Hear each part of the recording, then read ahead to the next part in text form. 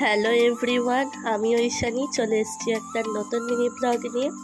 তোমরা যারা হয়তো আমার আগের ভিডিও দেখে আসছো তাদের হয়তো মনে পড়বে যে এনাদেরকে আমরা আগের বছর পুরী থেকে এনেছিলাম। তো আগের বছর তো মা অনেক কিছু রান্না করেছিল, কিন্তু এবারে আমাদের বাড়ি হচ্ছে বলে জায়গার অভাবে তো এবারে মা কিছু করেও দিতে পারিনি। মায়েরও খুব মন খারাপ তার জন্য।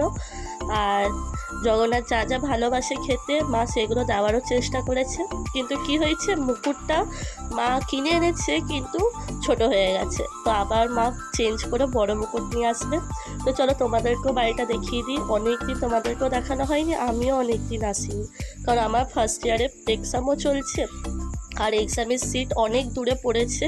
তো যাতায়াতের জন্য ভীষণ শরীর খারাপ হয়ে গেছে। তোমরা হয়তো আমার গলা শুনেই বুঝতে পারবে যে আমার অনেকটাই শরীর খারাপ। তাও আজকে একটু ঠিক আছি, এখনও আমার এক্সাম চলছে। তো নিচেও যেরকম রুম হয়েছে, দুটো রুম, বাথরুম, ওপরও সেম হয়েছে।